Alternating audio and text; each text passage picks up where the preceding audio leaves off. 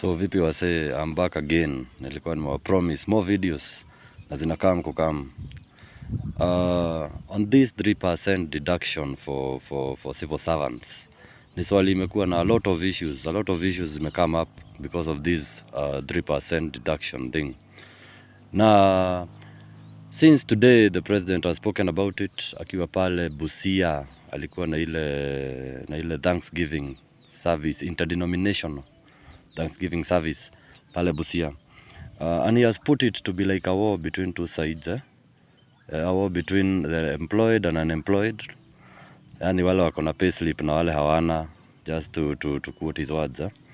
So it seems that the employed people are having to suffer for a problem they did not create.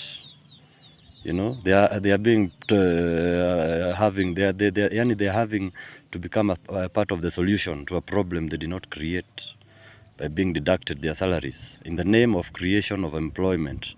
They are not part of creation of unemployment.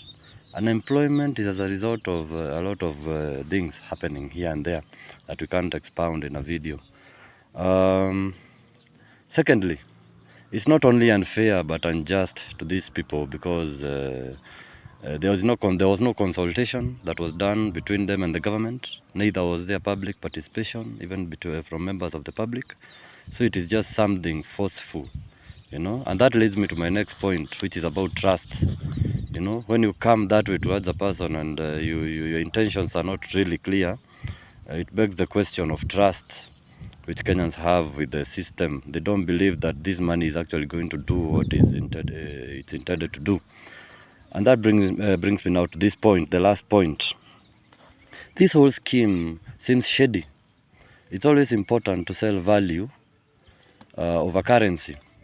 We have been told much about 3% deduction and employment and this and that, but we have not really been told how this fund, you know, this contribution, this saving, not much has been said about that. Not much has been said about, since I have a house, what is going to happen to my cash?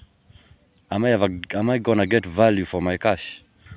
You know, these are the kinds of things that Kenyans want to be involved in. Very serious things that Kenyans need to be involved in. But instead of that, you're just telling us 3% this, 3% that. Instead of that, tell us the real value of this thing. Create trust between us and you.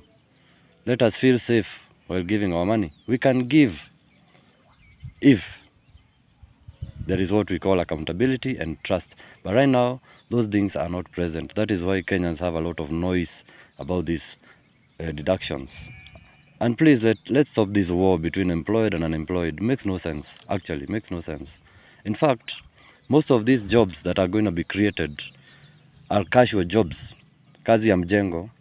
There are a lot of unemployed graduates out here. Wataenda mjengo. Yet, another question, hii mjengo it'll last how long? This is a short-term solution to the problem of unemployment. Instead, think large, think broadly. How are you going to solve this unemployment problem long-term? You know, instead, don't deduct people's salaries just to solve a problem for 5 years. Then it explodes all over again. But I even doubt it's really gonna solve the problem because we have graduates who are unemployed. Now that we have the other laborers who are also unemployed, who will be getting the casual labor kwa mjengo. So it's not really making a lot of sense. Please, so please try to explain to us. We are really on board trying to support the president here. Help us also.